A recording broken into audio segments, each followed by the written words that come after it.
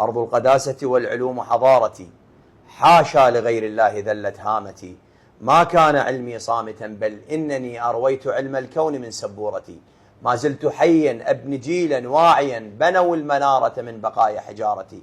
أهلا وسهلا بكم أعزائي المشاهدين، مشاهدين برنامج الوسط. اليوم ضيف عزيز علي من محافظة باب القضاء إجبلة، قامة ثقافية أدبية، وهو الدكتور حسين عطية، شاعر الطفولة، لغة عربية، آداب، جامعة القادسية. حياك الله. أهلا وسهلا ومرحبا. شرفتنا دكتور برنامج الوسط. أهلا وسهلا ومرحبا. الله يخليك. هذا البرنامج برعاية مكتب الطنان للدعاية والإعلان. دكتورنا العزيز، نعم، شرفتنا وحياك الله. أهلا وسهلا ومرحبا. الشعر مالتك موجود نعم بالمناهج العراقية، نعم، من الصف الأول أو الثاني ابتدائي إلى السادس ابتدائي. نعم. وبشرتني قبل فترة، قلت لي احتمال أنه دخوله للجامعات وإحنا نتمنى. ما هي مؤلفاتك دكتور؟ المؤلفات عديدة جدا. نعم. تبلغ حوالي 32 مجموعة. نعم. كل مجموعة 50 قصيدة. نعم. واحسبها انت ايش قد تصير. واي. عدد لم يبلغه ولم يصله أي شاعر من شعراء الوطن العربي والعالم الإسلامي. نعم. فضلا عن العراق. شلون؟ لم يصل لهذا العدد. نعم. الذي نشر لي في دار الشؤون الثقافية. نعم. هذا الكتيب اسمه من أناشيد الطفولة. نعم. سنة 2013. هذا قدمت 300 قصيدة. نعم. أخذوا منا فقط هذه 100 وأصدروها من أناشيد الطفولة. من أناشيد الطفولة. نعم. زهرة الربيع. زهور الربيع هذا أيضا قدمت أكثر من مجموعتين أو 3 إلى دار ثقافة الأطفال. نعم. اختاروا الكاميرا. نعم دكتور. اختاروا فقط هذا المجموعة اللي هي زهور الربيع سنة 2019. نعم.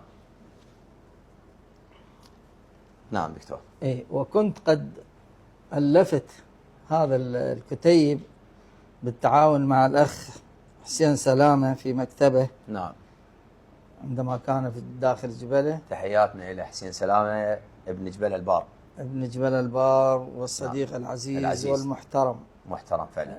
بذل جهد طبعا مضني في سبيل اختيار الصور لهذه المجموعة. نعم. كملنا 50 قصيدة بي. نعم دكتور. ورحت طبعته في بالحلة. نعم. كلفني فقط الطباعة 750,000. نعم. انت ما عندك دعم من الحكومة ولا؟ لا، ماكو أي دعم، من مالي الخاص، من لقمة عيالي. جزاك الله خير الجزاء. وتكلفته يعني صارت بال800 مع الطباعة مالته. كم نسخة قلت؟ 1000 نسخة. 1000 نسخة. 1000 نسخة. دار الأرقم للطباعة بالحلة ب 2008. نعم. فأخذت مجموعة من المؤلفات من عنده ورحت للتربية. نعم. تربية بابل. فجاء أوزع بالهدايا من عنده. صدفة أحد أعضاء ارتباط بين المديرية والوزارة. نعم. طلب مني نسخة. نعم. انطيته النسخة، فأخذها ووداها إلى قسم اللغة العربية بوزارة التربية. هذا الكتيب نفسه. فأخذوا القصائد دون أن يتصلون. أنا كاتب لهم موبايلي وكذا، ونشروا ب 2013 2014 القصائد في منهج الدراسة. اختاروا من عنده. نعم. القصائد ونشروها في المنهج الدراسي. نعم. أحسن دكتور. ايه. جزاك الله خير الجزاء. زين، متى بدأت كتابة الشعر الفصيح؟ كتابة الشعر بداياتي هي من برنامج أصوات جديدة في إذاعة بغداد. نعم. في 79. انطيتهم قصيدة، فقالوا لي هاي فقط البيت الأول صالح والبقي غير صالح. نعم. انطيتهم بالمراسلة الثانية، اختاروا بيتين وقالوا البقية غير صالحة لأنها غير موزونة. انطيتهم قصيدة 3 أبيات منها. نعم. نعم. قصيدة ستبقى سراجا، نعم.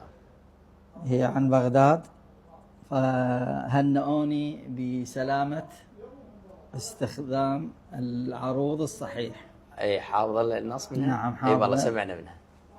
أقول فيها بغداد نبع سقى أمجاد أمتنا، نعم. مثوى الحضارة يسقيها وتسقيه، في كل يوم لنا أمجاده شعل تضيء صبح الليالي عن دياجيه. الله. فاضت بسيبك كل الأرض غادقة، والمجد من مجدنا تسقى سواقيه. جميل. هذه هي الأبيات التي انفتق لساني بها في بداية أشعاري. هسه ياما ويا كتاب موجوده؟ هاي ما موجودة لأنها 3 أبيات فقط. ها زين. بالمناهج هم حافظ منهن؟ بالمناهج الاول الثاني الثالث ذني موجودة يعني نعم. ايه الاناشيد. ايه هاي اسمها أبي في منهج الدراسة الابتدائية الصف الثاني صاد 84 صفحه 84. شوفوها ايه طلابنا. ايه انه انتم تدرسون الشعر والاناشيد والمؤلف مالتها موجود بجبله. ولازم الحكومه تهتم بإسقامات مثقفين وواصلين الى مرحله. نعم. اسمها أبي مثل كما أسلفت. أقول نعم. فيها انظر تجدني يا أبي أقرأ ما في كتبي، أكتب فوق أسطر خطت بماء الذهبي، أحسنت. أحفظ درسي كله وأعتني بواجبي، في صفحة قد أشرقت بالعلم ثم الأدب، فيها مضامين الهدى وسلم للأرب. الله. هذا الثاني. الصف الثاني. الصف الثالث. الصف الثاني بعد. نعم. بالإسلامية. نعم.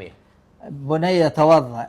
نعم. بني توضأ بماء طهور، فماء الوضوء لوجهك نور، بني توضأ وقم للفلاح، ففي طاعة الله سر النجاح، وصلي لربك تكسب رضاه.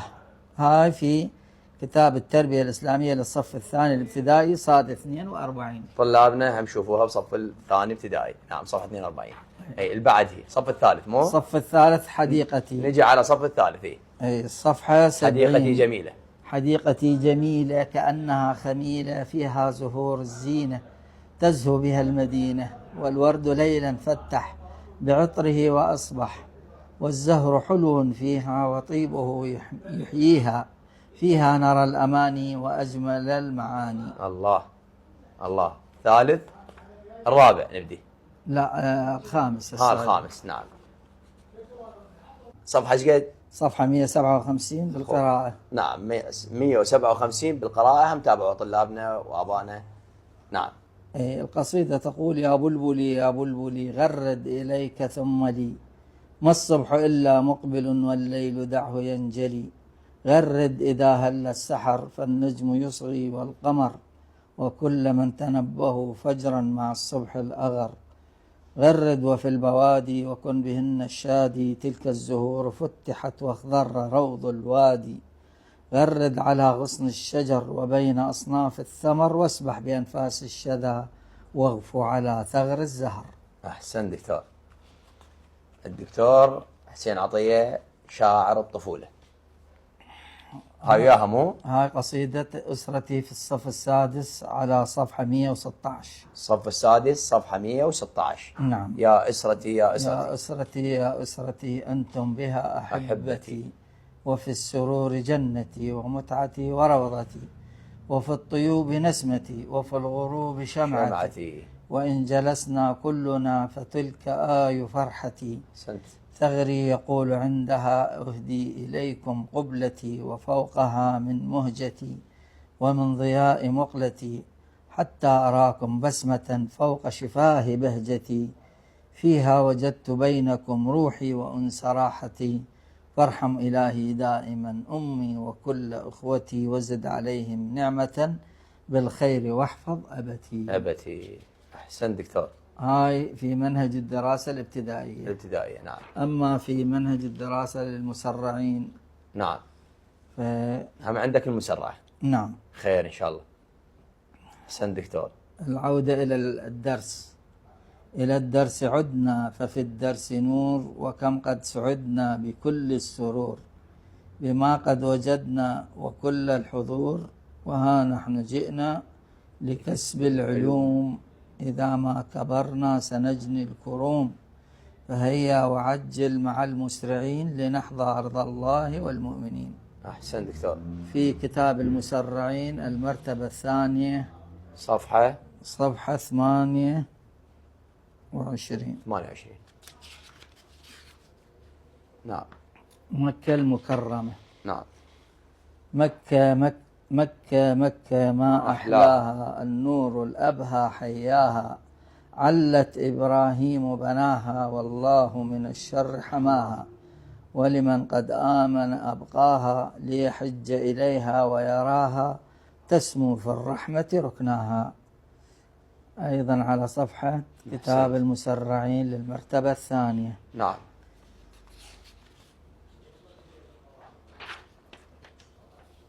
محفوظ الأمل والعمل أيضا لكتاب المسرعين المرتبة الثالثة. نعم. أقول فيها قد أوجبوا الأمل والفكر والعمل، فالصحب كلهم والناس والأهل، والله قبلهم من سالف الأزل، نادى إلى العمل وحارب الكسل، وخاطب البشر وكل من عقل، وأغدق الرجا وأطلق الخجل، وبارك الذي لوجهه سأل. أحسنت. على صفحة 85. جزاك الله خير الجزاء دكتورنا العزيز. الله يحفظكم. أنت قامة علمية، الله يحفظكم. وأنت فخر البابل وجبلة والعراق. الله يحفظكم جميعا. يعني أنا أتعجب اليوم ألقى دائرة الطباعة بمصر. نعم. تجي من مصر لقيتها بالسوق بجبلة تبحث عن بيتك. نعم. وجايبت لك حقوق وتريد تنطيك. نعم. والدولة ناسيتك، قاعد بالعشوائيات. المفروض أنت فخر الكل مثقف، أنت قامة شعرية ونفتخر بيك كليتنا. الله يحفظك. ووصلت إلى مرحلة ما حد وصلها تاريخ بابل أو تاريخ جبلة. المفروض العراق يكون لك تمثال بجبلة. أنت تستحق. الله يسلمك. الله يسلمك. شعرك يدرس بالابتدائية لحد السادس، وأكو مرحلة النوب يقال إنه بالجامعات، ونتمنى. جزاك الله خير الجزاء. الله كريم. الله كريم. الله كريم. قصيدة أو قبل القصيدة. نعم. مصر من جوك ايش عندهم وياك بالبيت؟ مصر اتفقت مع احدى الدور اللي هي هاي دار الإسراء لطباعة هذا اللي هو رذاذ الشلال اللي نعم. هو نخبة شعرية للأطفال. نعم. تحديت بيها شعراء مصر اللي هم سبقونا في شعر الأطفال. شلون؟ هم كتبوا الشعر من قديم يعني. نعم. يعني قبل تشكيل الدولة العراقية. نعم. فانتخبت قصائد جدا لم يصل لها أي شاعر. شلون؟ كيفية هذا الكلام إنه أي شاعر، الشعراء المصريين وصلوا إلى 6 حروف في البيت الأول. أنت؟ أنا 3 وصلت. صدر البيت 3 وعجزه 3. شلون؟ وتصاعدت 4 5 6 لحد ما آخر حرف جد إلى 11. إلى 11. حلو. فهذا هو تحدي لشعراء مصر كلهم. خلي المشاهدين يشوفونا شلون. خلينا نبدا خطوه. ما طول هو الخط واضح. هذا شو اسمه. نعم. الكتيب ودار الإسراء ب 2016. احنا نريد باختصار انه كان نبدي من البدايه. البدايه قصيده هدى. نعم. هدى بدت هدى. نعم. فقد دعت وطاردت رجا العدا. نعم. 3 وتنتهي، تبدأ ب3 وتنتهي ب3. نعم. ندى هي الندى مع الهدى بما بدا على المدى من الفدا. هاي على 3. على 3. اعبر لنا نريد 4 على مود باختصار. ماشي. كتبي. نعم. ترعى أدبي. على 5. بعد وحدة. هاي. بلادي إليها أنادي، هواها فؤادي، وصارت مرادي وبشرى ودادي وفحوى اعتمادي. نعم. 6. معلمي معلمي من عذبه سقى فمي. نعم. فجاد في تعلمي وزاد في تكرمي بحبه جرى دمي وشكره في مبسمي. هاي 6. نعم. على 7 برنا.